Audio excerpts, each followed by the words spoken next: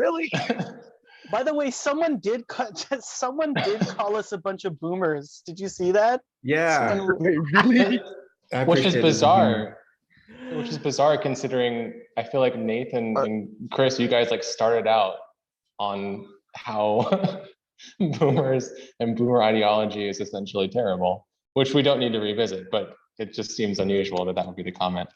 Okay, so I actually had a thing I kind of wanted to kick us off with a little bit. Yes. I was thinking about something Nathan said last time. When you were talking about Foucault, actually, you talked about how Chomsky said he was this very, not necessarily immoral, but amoral person who,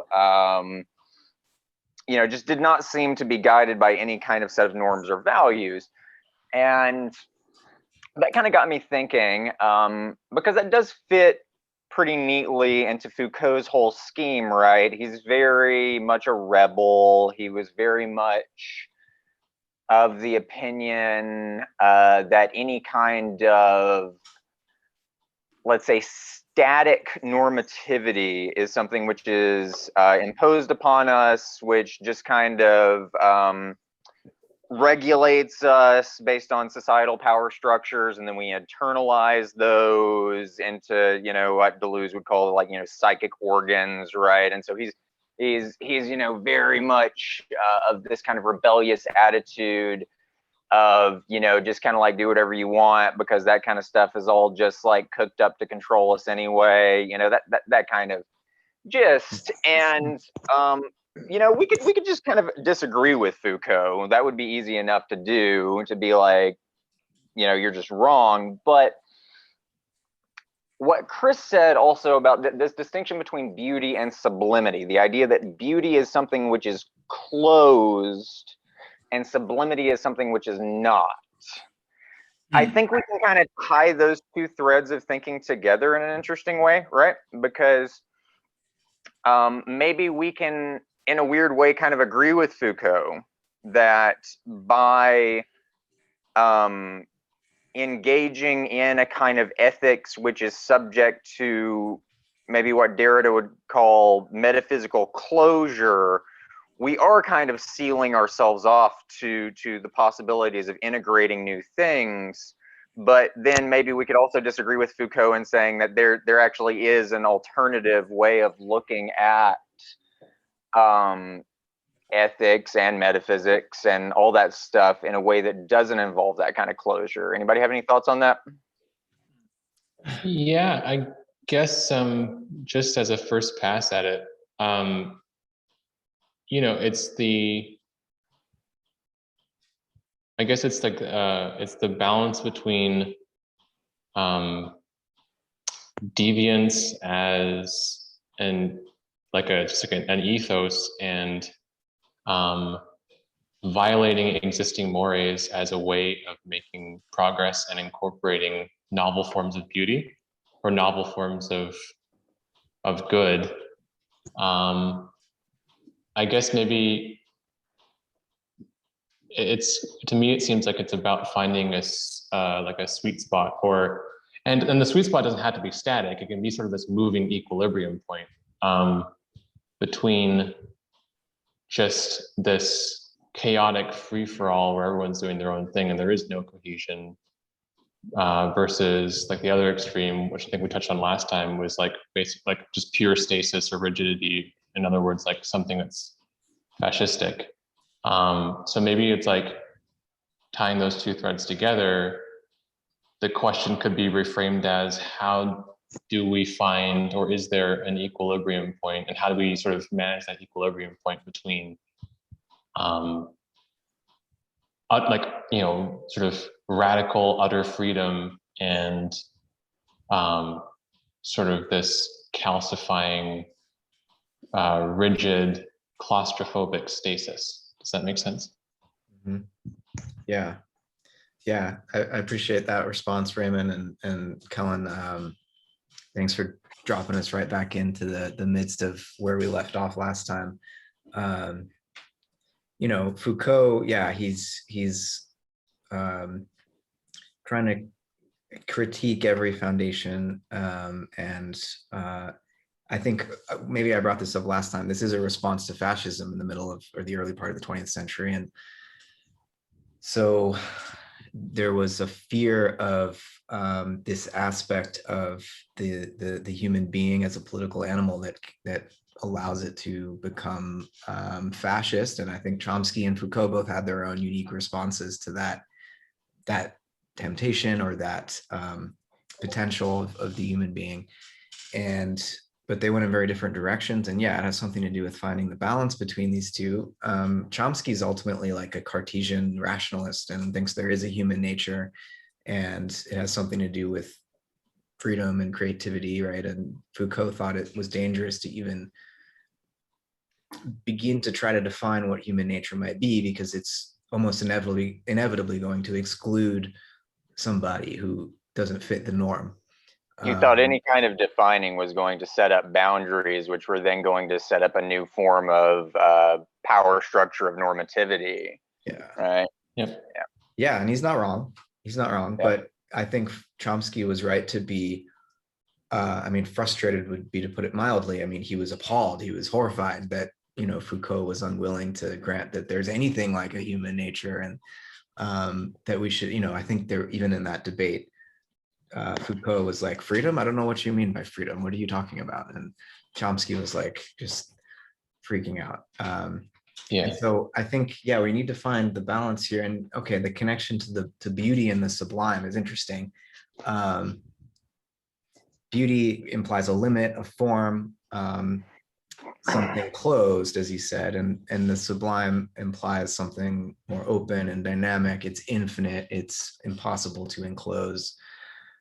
But these are the traditional definitions of these terms, right? And if it turns out that, and Kant didn't come up with that typology, but if it turns out that his transcendental idealism is itself limited, then maybe we need to redefine these terms or loosen up the definitions at least, so that beauty doesn't necessarily imply closure and a fixed form of some kind, and that really the line between the beautiful and the sublime is a little bit more ambiguous. And if nature doesn't really have fixed forms at all, then there are blurry boundaries, if we can even call them boundaries. They're more like membranes, semi-permeable membranes between the limited and unlimited aspects of nature, right? Between nature as product and nature as process.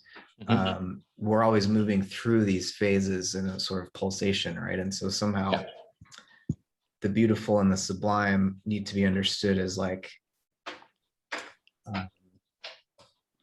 poles in a dialectic, and that what we really want to do is find the crest of that wave and surf it and maintain our balance. How does that sound? That's am I moving the ball forward at all with that? No, that I feel like that I definitely resonate with what you're saying there, Matt. And I kind of, talking about permeability, talking about the sort of woozy fuzziness of reality, kind of steers us in a particular direction that I think is useful in terms of, again, going back to this notion of democratizing beauty, or sort of, grappling with the sublime in a way that's fruitful to people without excluding people. Because I think that, I feel like one of like the sort of core principles of playing that game has to be this understanding of the dynamism and the permeability of all the boundaries that we set up for ourselves and that we think are fixed.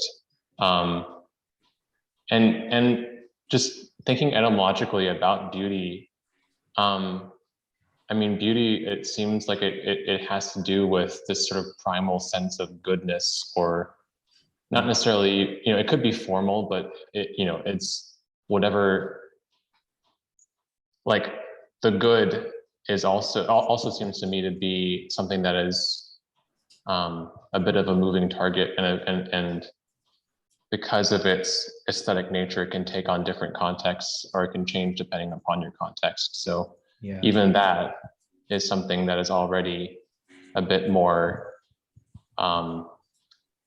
it's like it's not in the realm of forms, it's really in the realm of flux. Right.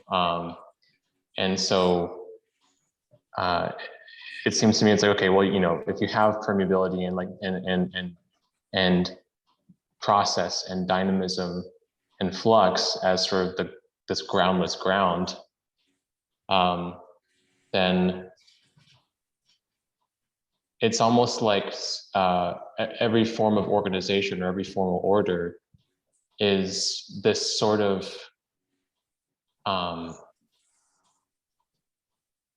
if it's going to be successful, and if it's not going to sort of accumulate these sort of macro level complexes of repression, then it would need to be able to stay true to the nature of permeability and the nature of flux while still cohering in some way. And so it's like, what does that look like? You know, does that facilitate some more thoughts, more questions? Yeah. So I think any type of order, any kind of imposed organization is about wholeness, right? It's about tying differences together into some kind of unity, Yeah. right? And so we talked about there being kind of a binary here, two poles. Yep. And I think it's completely accurate, because the on the one end of the extreme, you have just kind of letting everything in through the permeable membrane, as it were, and then you just get chaos. And on the other end, you have this very immunological, expurgative impulse, which is just trying to get rid of everything that doesn't fit into the nice, neat little categories you already have set up. And then right. Getting Mexico to pay for it. Right. Yeah. And that's really fascism, I think, is the extreme end of that end of the spectrum. Is this, it's this obsession with purity, this obsession with cleanliness. This is another thing, and I have to start bringing up things that will make the internet angry, or otherwise what are we doing here? But this is something Jordan Peterson totally gets right when he talks about fascism. He says that it is this kind of extended immunological response. It's supposedly Hitler bathed like 3 times a day. Yeah, There's it's a an germophobia thing. obsession with removing what is perceived to be contamination, right? And so that kind of impulse is something that I think is something we really have to look at very closely in modern pluralistic global politics right now, because we've got, our societies are so diverse. Yeah. That kind of way of going about things is really tempting and also extremely dangerous, because it's not like we have any homogenous societies anymore, and we're probably never going to have them again. Yeah. So it's a particularly acute problem, I think. Yeah, go ahead, Chris. Yeah. Go ahead. For me, see, this is this actual situation brings out what I call, when we can't reproduce sublimity, what happens is that ends up collapsing into what Hegel calls the beautiful soul. So, I mean, we get things like, everyone's seen the movie American Beauty, where we're supposed to fall in love with the guy that videotapes the paper bag floating in the air. And this is supposed to sub in for sublimity. So what happens is that there seems like this ineffable gap between sublimity, and we're trying to grasp this, but what happens is it collapses into so-called inner beauty, and then we kind of block all these things out, and we get the grotesque, because we're trying to self-reflectively think about how we can reproduce the beautiful. And there's never anything that gets solidified. So we end up making what Hegel calls, what starts off as the bad, as as the beautiful soul, which is like a chameleon, or there's this terrible French movie called The Forger, where this man that keeps forging all of these paintings and selling them off, and people are they're more interested about because this painting is popular and not that it moves them. So we get the continual process of what I call the beautiful soul. Anyways, I don't know if that was completely off. Okay, so no, so Chris, just to kind of understand and kind of unpack what you're saying. So I guess what you're seeing is the core driver of the problem, or maybe the core issue in the problem of reckoning ourselves with the sublime, is that there is like the realm of sublimity somewhere, and we have this perhaps unconscious, but like somewhere within us, like a recognition or the ability to affirm what the sublime is, but somewhere along the way we have lost track of the sublime, or lost the connection to the sublime, and so instead, because we still have this vestigial desire for the sublime, we replace that connection with cheaper and cheaper facsimiles, and so we need to kind of find a way back to the sublime. So is that absolutely? You said okay. You said it much more clear than I did. No. So like, I mean, if I were the person originating that thought, it would have been,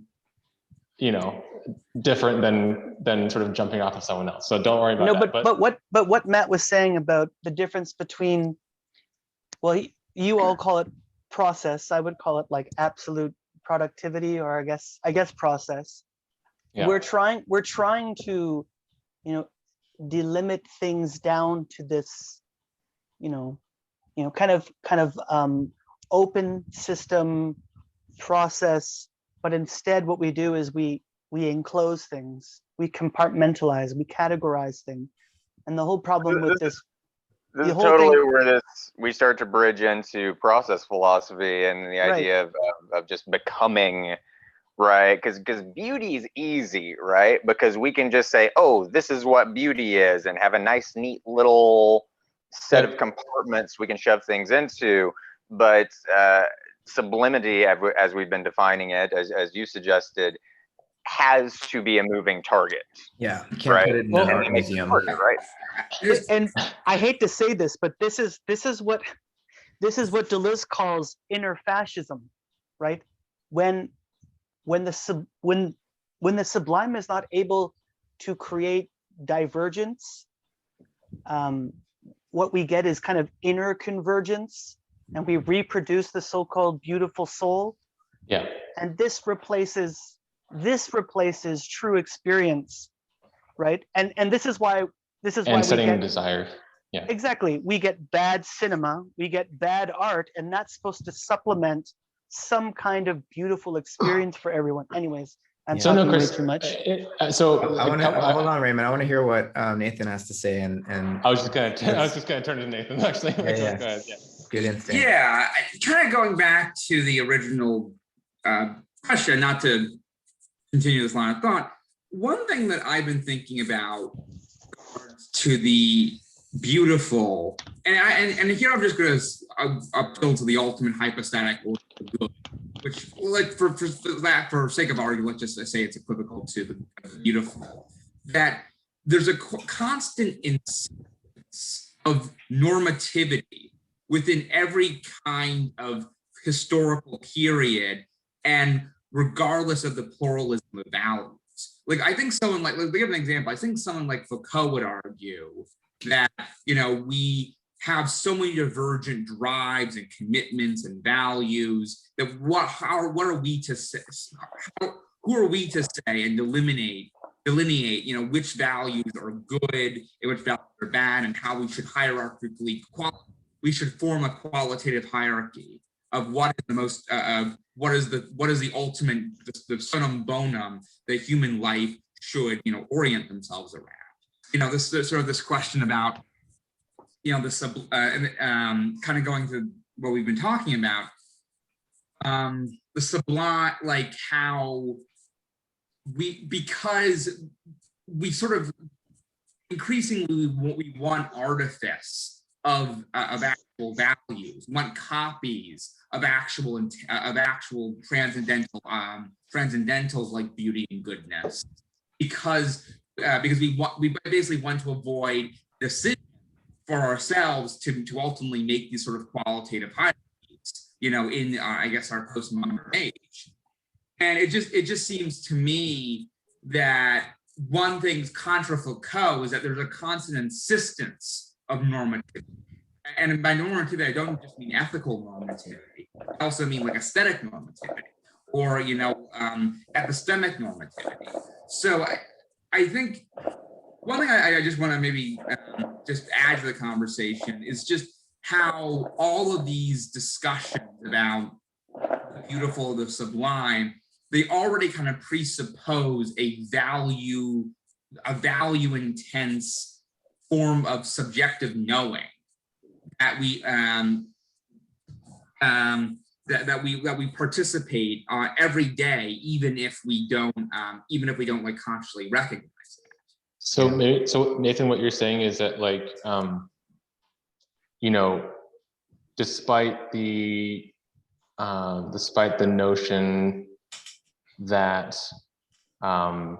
you know, that as people or framing nature as this sort of diverse, one might say rhizomatic unfolding, that historically speaking, there have been norms in every version of society or every culture, every time period, and that in our day-to-day, we all behave as though, are there fireworks going on in the background somewhere? It's May 2-4 here in Canada, so we're celebrating our lovely colonialism to our queen. So there you go. Cool. Anyways. Well. Okay. I just wanted to know. I just wanted to talk about inner fascisms. Yeah. Well. Yeah. So basically, like that in our day-to-day, we sort of act as though we're making choices to based upon some internal value system that is we're measuring things against some standard, even if outwardly we might talk about how there are no standards. And so like Yeah. Okay. So yeah, I think what you're bringing up, Nathan, is really important, and I appreciate, Raymond, that the role you're playing to clarify us to ourselves. You know, it's really... honestly, it's really more for me, and everything else is just this pseudo altruistic bonus. But you know, I think so. Here's the problem: if we go with the post-structuralists like Foucault, and I'll just say Deleuze, and I promise I won't say it again. If we go with them, and basically it's a form of relativism, and I'm just going to speak in, you know, simple terms because I think it's fair enough to just say that. The glorification of chaos and schizogenesis and all these things that break out of any fixed closed form or law or norm. And as a response or a reaction to fascism, I get it. I totally understand. And it's important to put everything in its historical context. Yeah. And, you know, if I was a French dude living in the wake of that, of Hitler, I would probably want to do the same thing. I mean, totally. So, but the thing is, if now in what is the year 2021, if we remain relativistic and refuse to establish some sort of an aesthetic hierarchy, if we refuse to do so in the realm of culture and politics, and I would hope we could do so democratically, but it's an effort that's on the level of philosophy and ideas, and like, you know, we need public intellectual discourse that's not happening on social media. I mean, we're doing it, I guess, but you know, yeah, in large part, it's not happening as much as it needs to happen.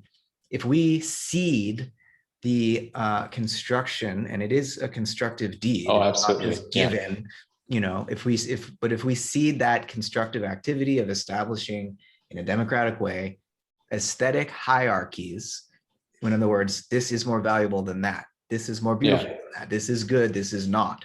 If we don't do that in these cultural realms and these political realms, then we cede that to capitalism. We cede that to the market. We cede that to the art industry. And, you know, we end up with, I don't know, I mean, some of the stuff I see in the modern art museums is interesting, I guess, but I don't really leave modern art museums feeling edified or whole or part of, you know, connected to people. I feel more kind of in my head like, I guess I'm supposed to think that that was beautiful, or but I don't really understand what I'm looking at, and I feel inferior, and these artists must be super elite and tuned into something that I just, you know. So I feel like the danger here with siding with the post-structuralists is that we just cede the world making power to the market.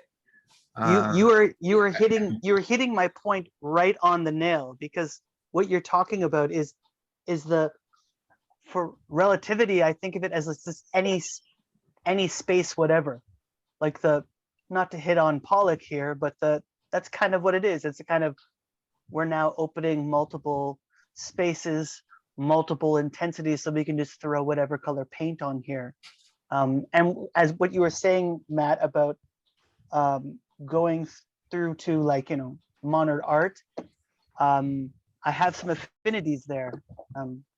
Like my favorite painter is a Danish painter, Hammershøi, and he never really paints a face. He paints the back of, he paints these really beautiful interiors, and what he finds interesting is light and lines. And so what you get from these rooms are these like really cool kind of Scandinavian colors, really dulled colors, and the beautiful thing about it, to use that word, is that he slowly uses color, sometimes not even using color, blending it in. So you have, like, you know, yellows dancing in the background with grays and light white colors and lines of black, and just kind of, I don't know, ethereal kind of, it makes light have consciousness.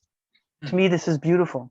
So I think what Matt's saying is absolutely accurate, as the lack of edification that we find in modern art. But at the same time, I do appreciate contemporary art quite a bit, because I think it is in a lot of ways an expression of this kind of, let's say, metaphysical breakdown that we've gone through since I guess since World War I, really, you know, where everything has just kind of fallen to pieces and we don't know who we are or what we are anymore. So Pollock, for example, you have this, you know, he starts with these kind of primordial Jungian archetypes of, like, the great mother and the shaman, and then eventually he, you know, kind of evolves/devolves from there into these just absolutely kaleidoscopic planes of white noise, where he's not sure, or maybe he is sure that he's creating something that lacks dimension, that lacks form. And that, you know, I think that was kind of an expression of the world as he saw it, as having kind of collapsed in a way. And so I think there's stuff to appreciate there. But at the same time, yeah, it's like, okay, where do you go from there? We shouldn't be looking at Pollock and Rothko for that, because look what happened to them. You know what I mean?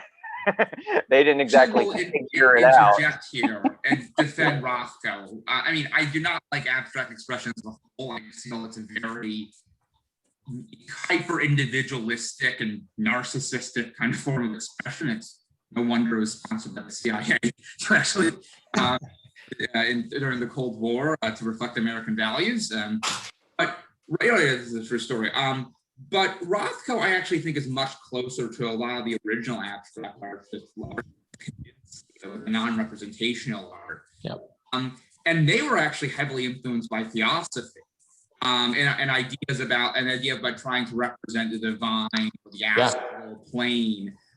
through like geometry and color. Yep. And Rothko's, if you actually read Rothko's writing, although he's not explicitly religious, he does think that he thinks art has to deal with these deep existential concerns, meaning and death and purpose. And he sees almost like his paintings as almost like theoric pilgrimages. Yeah. Kandinsky too. And Kandinsky, I also can see that as well. So I actually think Rothko stands a little bit apart from a lot of the other abstract expressionists. I think what you were saying, Kaylin, was correct. Am I saying that wrong? Kellen. Keelan, but yes, go ahead. Keelan, yeah. Yeah. I think that's pretty accurate, but I think that's a pretty accurate assessment of Pollock. But I think Rothko is an exception. I think that's also why saying contemporary art is, rubbish or whatever. I mean, it's a very popular talking point among certain, I would say it's elitist, not that it's rubbish. And I really appreciate the defense of modern art that I provoked. I didn't mean to dismiss it all. I feel like it's not democratic. It's elitist. And so that excludes a lot of people from beauty or what the cultural elites deem to be beautiful. And I think it accelerates the sort of social breakdown that we're seeing. And I think that an exemplar among artists that I would want to turn to as the way forward to help us with the current impasse would be someone like Joseph Beuys, who's deliberately trying to bring art out of the museums and put them into social spaces and actually sculpt society as a form of art. Yeah. But I wasn't trying to dismiss or say that all modern art is rubbish by any means. But anyways, that's what I was saying. Like even in the post 1945, even if I'm not a fan of a lot of it, there are still, I think, great artists like Vasquez or Harrington. So I no disagreement there, Matt. I was pretty much dismissing all modern art, except no, I really was, except for maybe Francis Bacon. For me, Francis Bacon really gets it. Francis Bacon knows how to paint flesh, knows how to mix between genders, knows how to notice in all of his paintings, any subject is always in a tight, nice little geometrical shape. Wasn't that Deleuze's favorite artist? One of his, yes. I feel like by the end of this first, let's say, series of podcasts, we're gonna have this grand reveal that Chris has been a Deleuzian this whole time. I've always said I am recovering Deleuzian, and no. I'm just saying when it comes to modern art, I also like Basquiat. What I don't like is this like free form, kind of like an empty canvas that's supposed to situate us in the history of art, and it's supposed to somehow transcend barriers. Okay. But at the same time, losing, I don't know, allegory, symbol, form.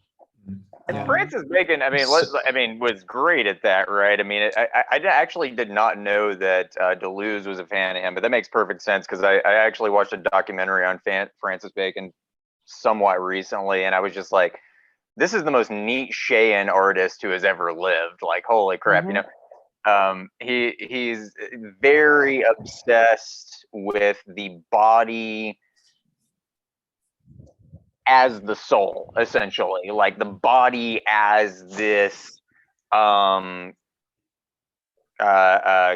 concrescence, let's use some Whiteheadian terms, of these kind of erotic energies, and this kind, he's expressing all these ideas of like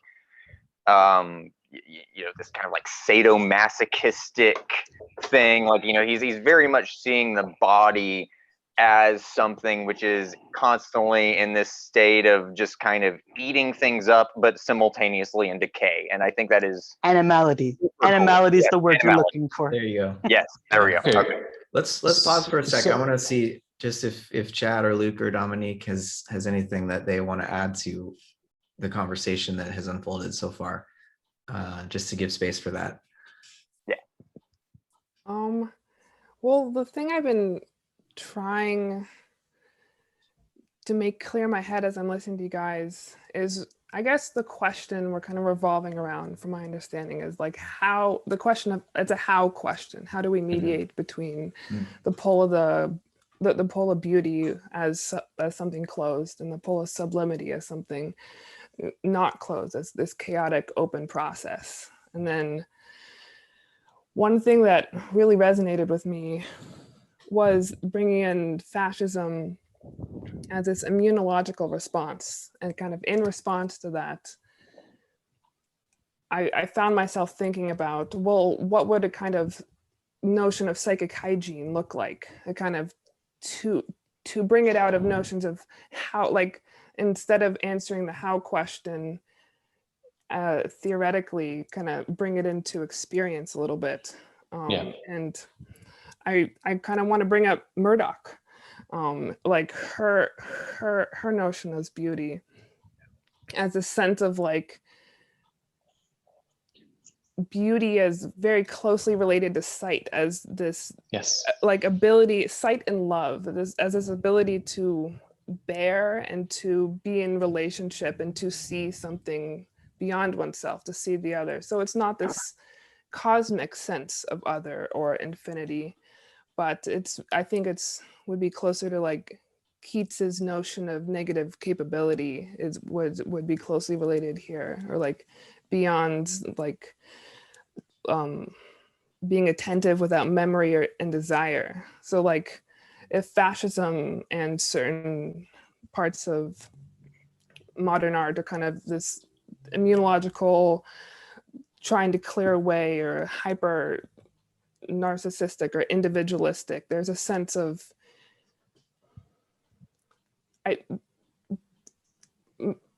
making space within oneself for that which is other, or for both poles, or for paradox. So yeah, so that's what I was kind of wanting to like bring it, like this notion of theory into like notion of experience, of how do we answer that how question. Interesting etymological note. The Greek word for theory is theoria, and it like literally to, yes, it means to see, but also literally meant to see a kind of a pilgrimage. The Greeks would go to see like the Olympic Games or a statue of a god in a temple and behold it as a spectator. And that's, so it was used by people like Plato as theoria, like one is undergoing a psychic pilgrimage, the beautiful and the divine ideas. So I actually think there is this connection between being an artistic spectator and as a spiritual practice, and as a path, and as a habit of moral improvement, which is very close to what I think Murdoch started doing. Yeah, I like as you guys were talking about art, like what I was remembering. Oh, I forget it. I should look it up while you guys are talking. I'll bring it up later. But like some of her favorite art kind of was her favorite because it had inspired this kind of patient attending of like justness, like to the painting. And she found that beauty had that quality of like imagination as opposed to fantasy. Which is I'm basically just saying what you just said. I think that's a really helpful polarity for us to work with too, Dominique, that you brought in. When you said Murdoch was sort of counseling us to adopt a mode of attention that isn't memory or desire, but is just beholding what is showing itself. Because too much memory is like fascism, and too much desire is like, it's just chaos. And so we really need to surf that cresting wave that balances the two, I guess.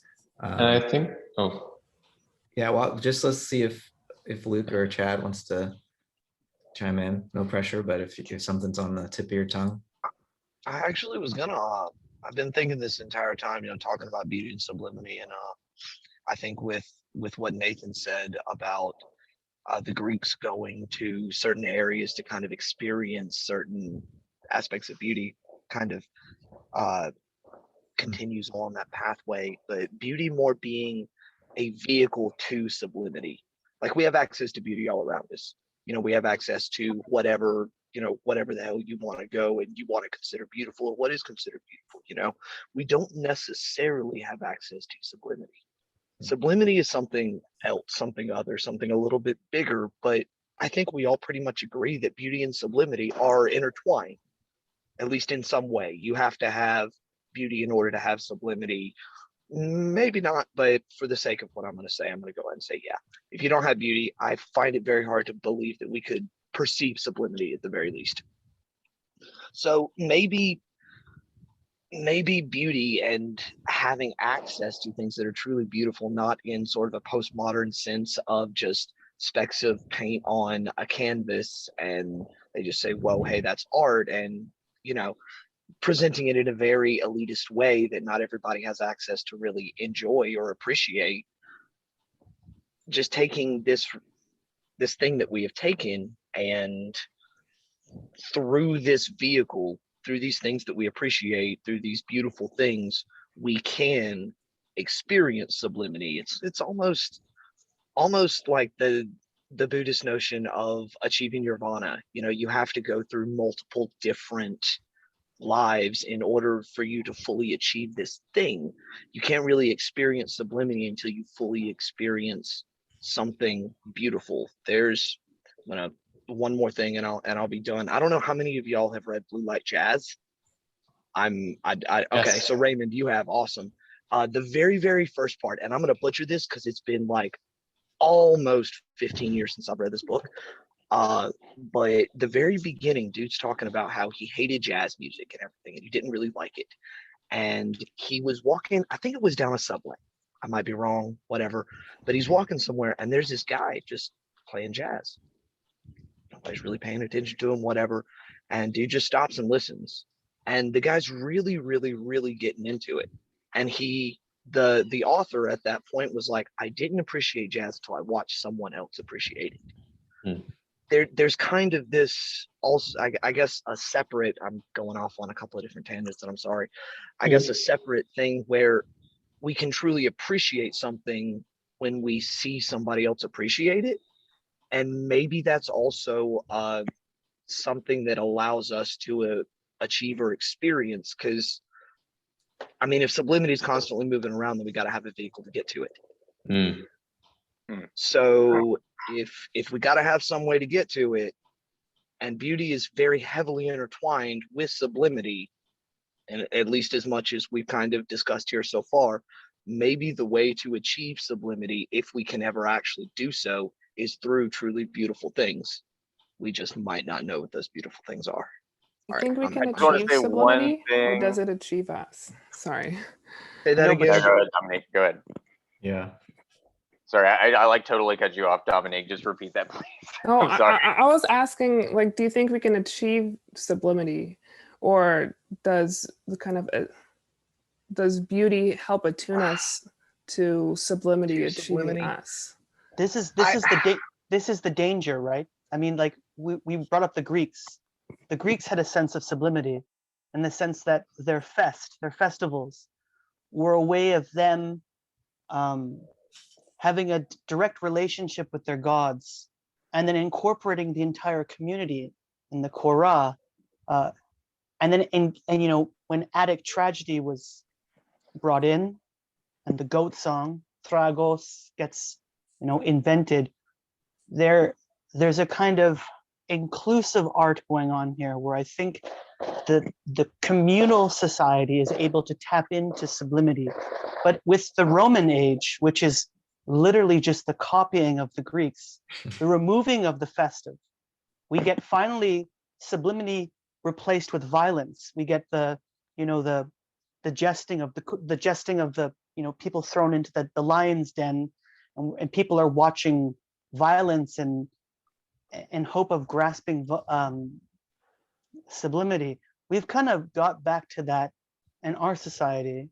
Is what I was bringing up about this idea of the beautiful soul, since we need to mimic this kind of either categorizing or kind of putting things in. God, it sounds like someone's shooting a gun here. what I'm saying I is we're was back gonna to ask first if somebody was firing before No. somebody said something about powers, but I'm sorry. I'm just Okay. saying is like what we're doing here is I think we're completely cut off from sublimity. We have fake modes of the beautiful that are like shown to us through I don't want to say capitalism, but it is. And then what we have to deal with that is a kind of violent form of it, right? Anyways, that's all I'm. So how do you So- think that Well, hold might on. relate to, you know, we talked about the kind of like Marvel thing and whatnot as kind of a recapitulation of these kind of like pagan archetypes and whatnot, but you know, you look at ancient Greek myth and they're doing some pretty complicated stuff. There's these very complicated characters, and we kind of have that with this kind of, you know, new agey superhero cult that's developed. But at the same time, like most of what's going on is you have these superheroes fighting monsters and killing them, right? So do you see there being something similar going on there? Are we kind of like Rome in that regard? No, that's what I'm saying, because we've completely cut off the spiritual, which is we're right back at the same point that we were at the end of our last conversation. We were talking about how the occult is becoming popular again because people are disconnected from the spiritual, which is why we have, you know, and we were laughing about ASMR and other things like that and Reiki and stuff like that. But it's been completely excised, and now it's slightly coming back as, you know, occulty things. That's why I brought up Rome. For us, our idea of sublimity is violence. Right. So Can I? Yeah, maybe go ahead, Chad. all right.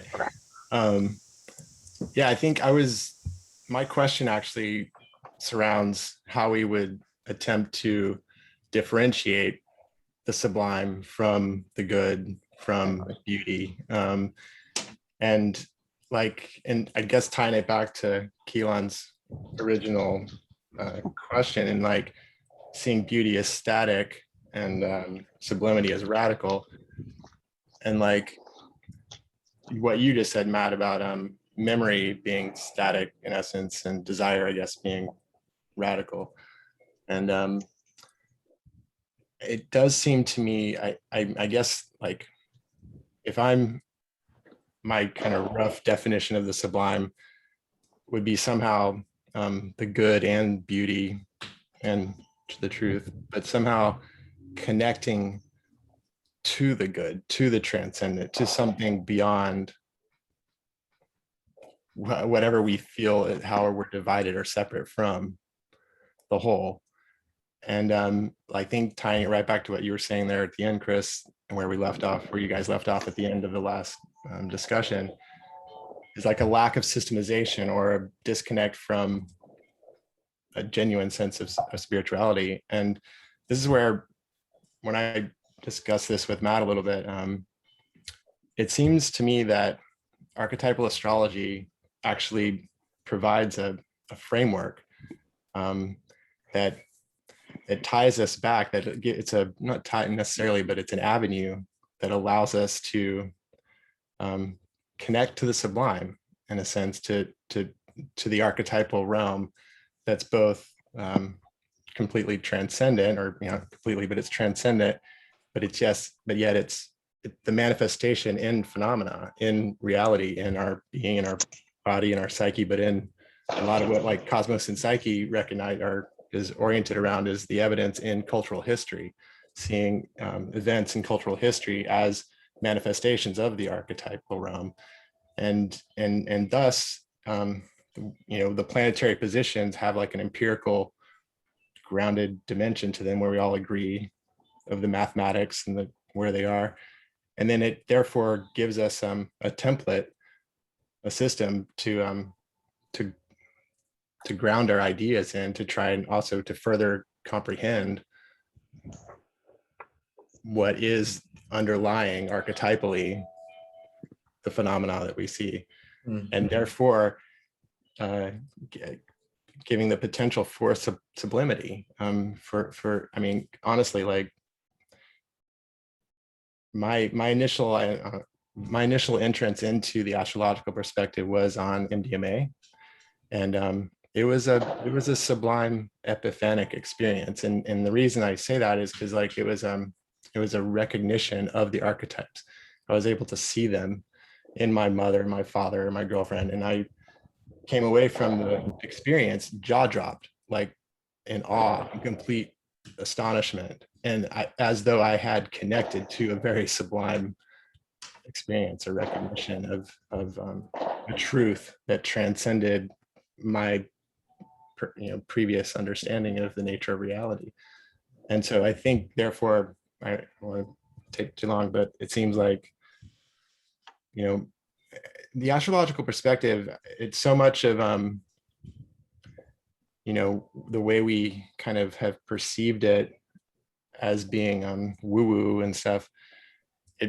There's a really good reason why that is the case, and it's the modern era, it's the disenchantment. It's like what you were saying, Matt, about modern art doesn't provide sublimity. And the ultimate, I think the arguments against it were good as well, but it seems like the reason you're saying that ultimately is because modern art is predominantly grounded in a nihilism or like an existential, it doesn't connect to the sublime because it doesn't, it's in that postmodern deconstructive.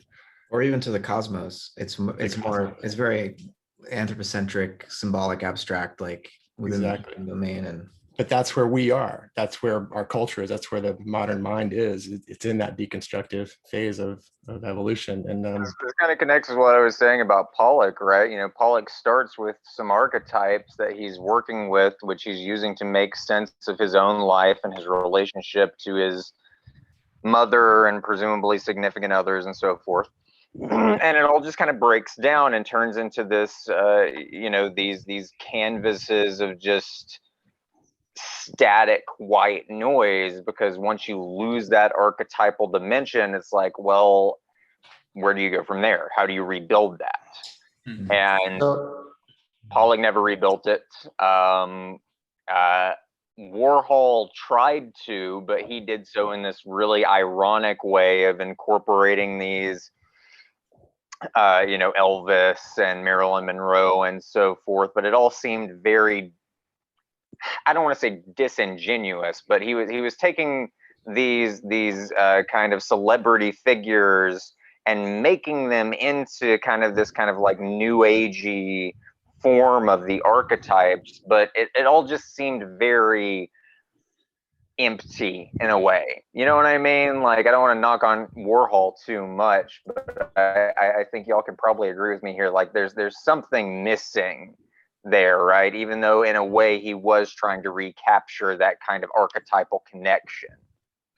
Yeah. Well, so Chad, thank you for bringing in astrology and psychedelics, because both of those things were on my mind, hearing everyone else out.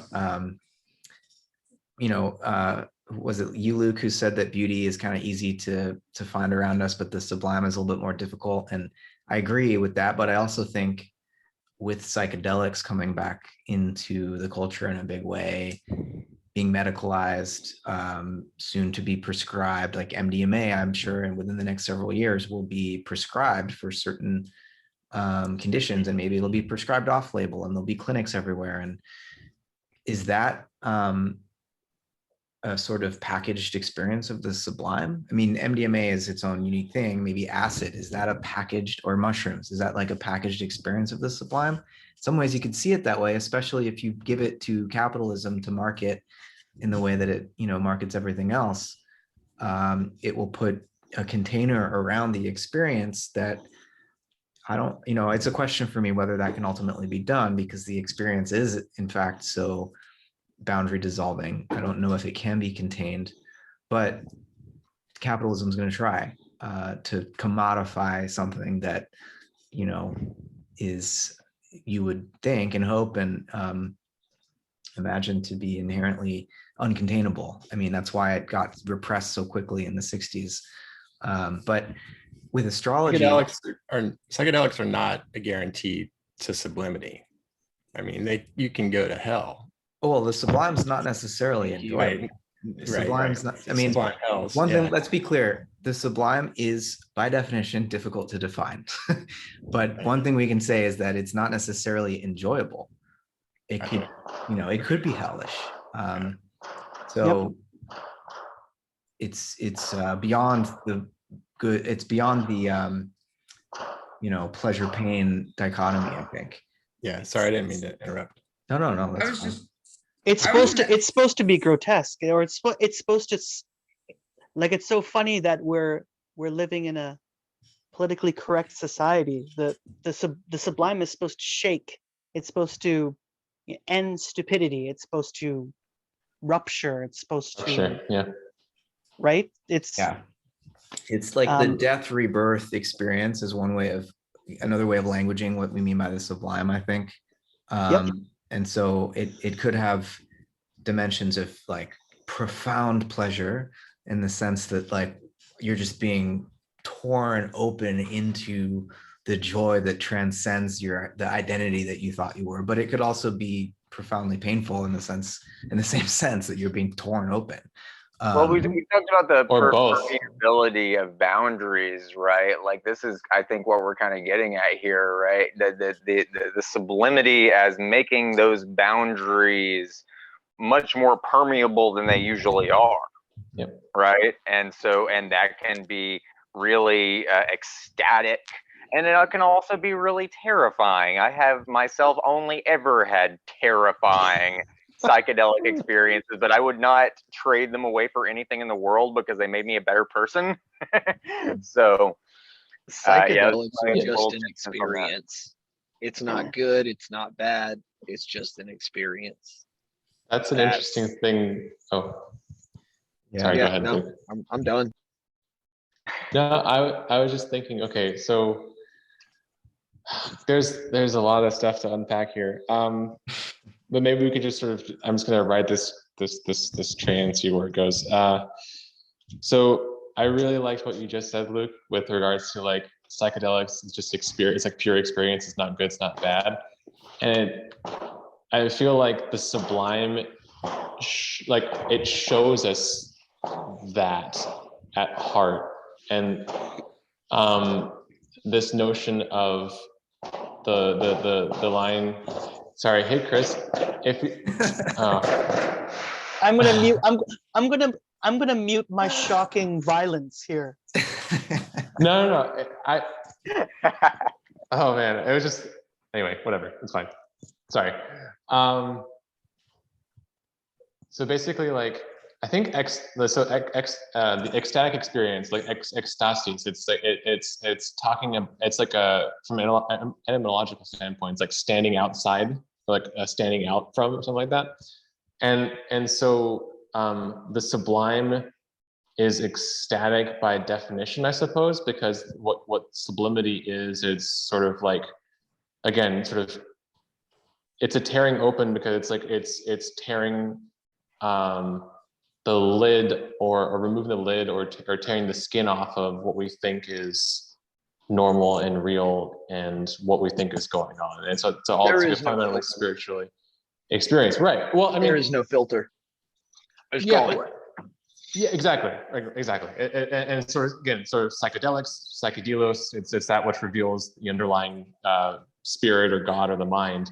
On all these things are, again, like you were talking about, Chris, sort of very rapturous and rupturing experiences. Now, if going to this idea of democratizing sublimity or recovering sublimity in society, in embodied day-to-day experience, what does that look like? Because it would seem that you need to kind of like have these sort of deliberate, ritualized shamanic experiences on like a, every so often to kind of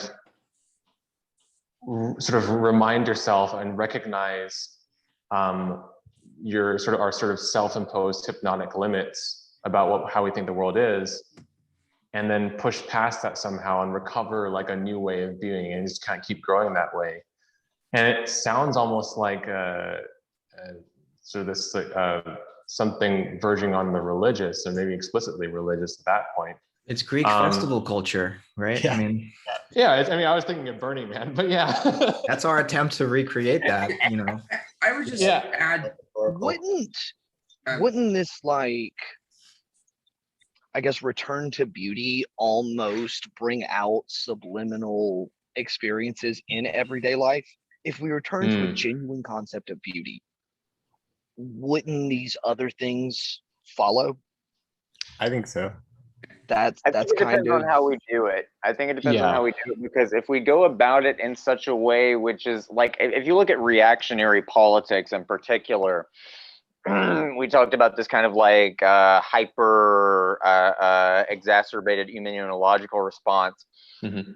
If we go about it in such a way that we just become fixated on a specific set of categories, a specific, Yeah. like, oh, this is what the good life is, this Right. is what beauty is, then we lose that. Yeah, Because exactly. then we're collapsing back into, again, what Derrida would call metaphysical closure. It becomes Yep. closed off, and it becomes static. It stops being in motion, and then suddenly we're back where we started with Deleuze talking about lines of flight and whatnot, right? Because once you impose that kind of fortification upon things, then there's inevitably going to be this kind of eros which wants to break out of that. Mhm. And then we're back where we started, right? So there has to be a, like we've said, like many of us have kind of said already, a return to beauty, but it can't be something absolutely fixed. It has to be something which we are recognizing as being in motion, a moving target, which we are trying to track and to keep up with in correspondence to our actual experience, the actual societies that we live in, the actual political discourse which is occurring at the time, and so forth. yeah, So on a side um, note. Oh, go ahead. And Nathan to say yeah. something. I just, yeah, go for it, Nathan. yeah. Well, I just wanted to add I completely agree with this challenge of how you democratize, the sublime or the ecstatic experiences. And maybe going back to like the I think 2 points. One was about Andy Warhol, trying to democratize the sublime, through like pop art and its shortcomings, and Matt's concerns about medicalization of psychedelics, whether or not it would lose its transcendental value or impact, if it becomes purely pharmacological. And I think the problem is that I think the reason why my thesis really is I think the reason why the 60s counterculture failed when the reintroduction of psychedelics in the West in the 60s failed was that it was ultimately trying to translate what needs to be an initiatic experience into the demands of mass culture. And I think the problem that we're having is mass culture and the mob and the consumption, the raw consumption of the multitude is not democracy. It's us being sort of driven by our baser appetites, for consumption, for want. It's just desire, and not actual appreciation of these substances or these works of art. It's allowing us to transform us. Yeah, it's the drunken pleasure cruise that Socrates talked about in the Republic, right? Yes. That's the democracy that we have. And the question is, can we have a democracy of philosopher kings? We're all educated to the point where we can be excellent, right? And so it's democracy that's not different than aristocracy, because we have all been afforded the opportunity, at least, to become excellent by centering education in the arts, as the whole point of being human. Right. It's also interesting that E.R. Dodds basically argues that the philosopher in Plato is basically a reformulation of the shaman archetype, more or less. And I think what we need is a realization of the shaman and the shamanic initiation rites that allow for the collective participation in these in psychedelic reasoning. Yeah. reducing it to like the lowest common denominator, which we see, in our, capitalist-driven quasi-democratic cultures. Right. And so, but I think the problem with Socrates' metaphor for democracy as a drunken pleasure cruise is that it diminishes the importance of the Dionysian element, which is so crucial to this festival-like overflow of the collective energies, that it needs an outlet, because if it doesn't have a culturally sanctioned outlet, then it will find other ways of popping off through violence, and so that's why there's so many fucking mass shootings in the United States. We have no sanctioned, even during COVID, I'm really worried about coming out of COVID as much as I'm excited about it, is all the energy that's going to be released that's been pent up.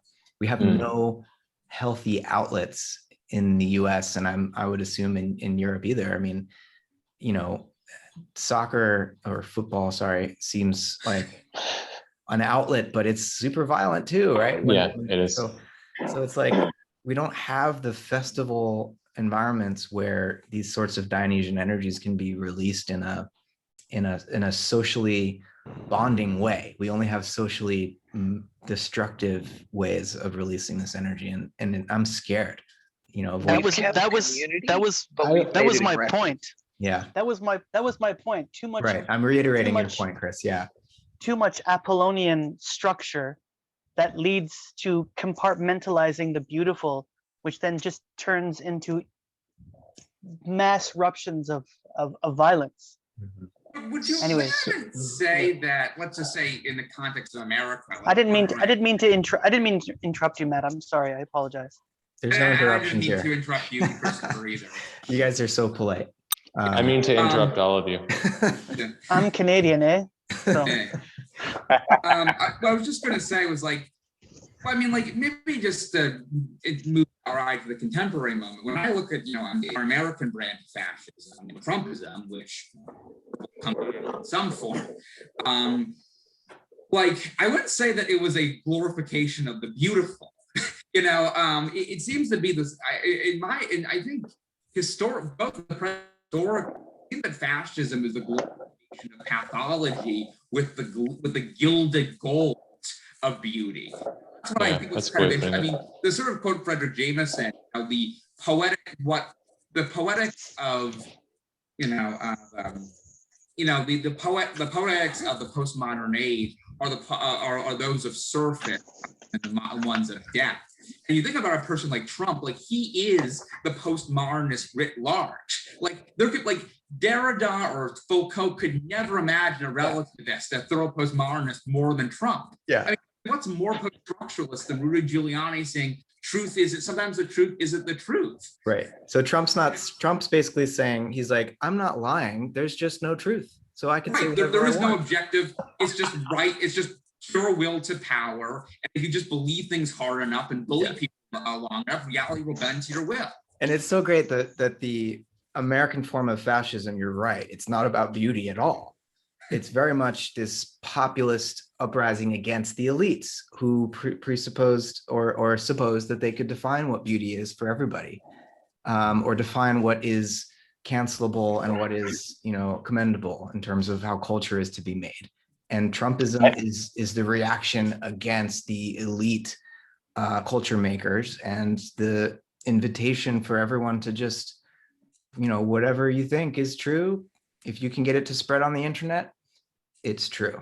It's just the reduction of everything to that base common denominator of how many people can you get to buy it? How many people can you sell this idea to? I think this is completely accurate. A lot of comparisons are made between Trump and the fascism that we saw in Nazi Germany, but there's a lot of big differences there, right? Yeah. The development of the Trumpism thing was not really about conservatism at all, as I see it. It was not. They didn't really care about Christian values or what have you. It was much more about this. It was almost the opposite of that in a weird kind of way, right? Because Trump kind of embodied everything that Americans felt like they could low key like should be ashamed about. Like, I mean, he's a used car salesman, man. Like, you know what I mean? He's sleazy, he's misogynistic, he's manipulative, just everything you can imagine being the stereotype about what Americans are and what we should feel bad about being. And he's up there exemplifying all of that. And of course, then people who don't want to feel bad about themselves are going to look at him and be like, oh, wow, this is great, because he's up there being like, oh, you don't have to feel bad about this. This is great. This is America, baby. You know what I mean? And so it was it was like, because I didn't quite he catch was that. Can you say that one more time? Yeah, Oh, and really America, lean, baby. really. You don't have to feel lean bad into the about it sleaze. unless you're a woman. I mean, he's in the sense that he you know, you don't have to feel bad for your unpopular, unwoke views. But if you're a woman, you have to look exactly this way and you have to behave in exactly this way. And so there's a double standard, I think, for Trump. But even some women loved him I know. because I know. he That's- exemplified this kind of male-female relationship that they wanted to. Did he get the They majority wanted of white validate. women in 2020? I think so, he yeah. won, right? Yeah. Yeah. So here's the. I think I need to wrap up soon, you guys, but if you all want to keep going, you can go forever. I'm on dinner duty tonight. I'm on dinner duty, so I do need to wrap up in a couple minutes here. So maybe we can sort of then. You're going to summarize it. the whole conversation for us, Raymond. No, that is way too much. I do want to pressure, say but- one thing. Oh, We okay, should- go ahead. I was thinking our next topic for next week. I'm gonna throw it out there, and everyone's gonna hate me, but who cares? God. Oh yeah, we Here- were going to talk about that. We never got to it. So no, it's okay. I mean, that's kind of the nature of improvisational conversation as an art form, right? Is that you come up, you start with one topic, and then you generate 15 different ideas, and then you get through about a third of them, and that's good. And that actually kind of is a sort of a manifestation of the thing that we're talking about, which is that the sort of dispersive nature of human thought is hard to corral into some sort of structure. but sort of I think there's a way that you can kind of cap where we left off here, and then make a beeline towards talking about God. And that's, you know, I think part of the risk that we run here in this group, or in any particular grouping of people, is that you know, we can talk a lot about all the things that we kind of agree on, and it makes it easier to come up with versions of or definitions for what the beautiful is, or what the good is, or what the sublime is. The tricky part to me seems to be what happens when you have someone who might disagree with everything that we just said with regards to politics and so on, or saw those movements as being exemplary of the beautiful, or their idea of beauty, and how you harmonize that. And the reason why I think that might sort of maybe we might be able to kind of start there and make it, again, sort of, you know, make our way towards God, is that it seems to me that whatever the picture of God is this sort of meta, like it's like the meta beautiful, or it's like the form of forms, or like the abstract primal grounding for all these sort of different strands, or it's like the sun that generates all these different rays of the beautiful, and or like the realm of the sublime. Actually, I guess maybe I might have inadvertently given my definition of God in this but that's podcast. okay.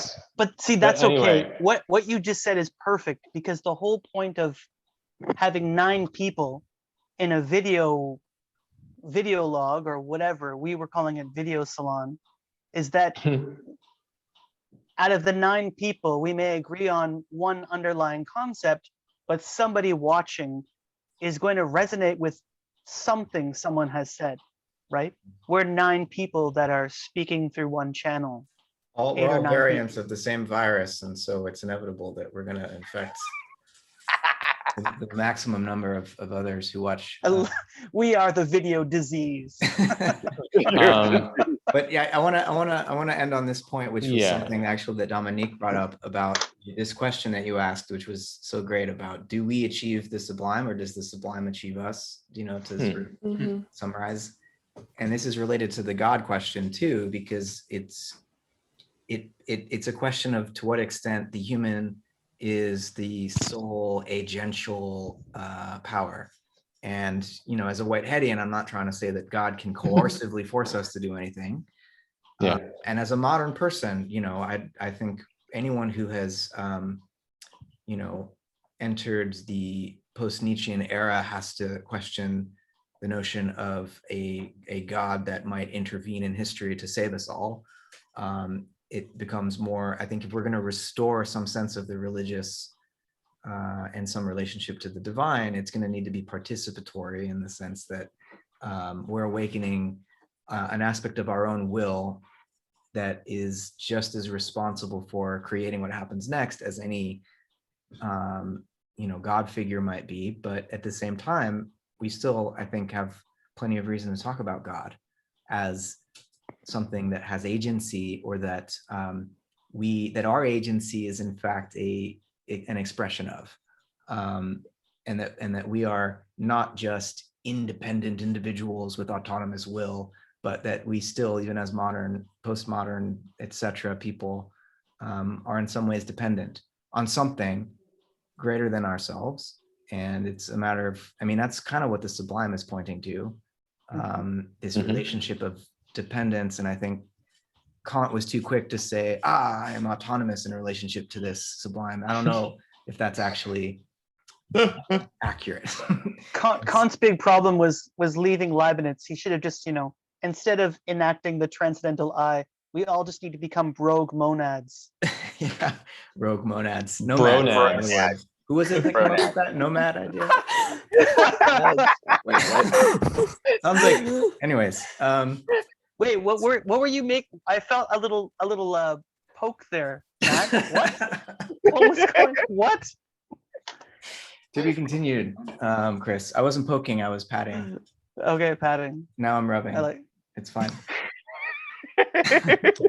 Let's pause here before this just gets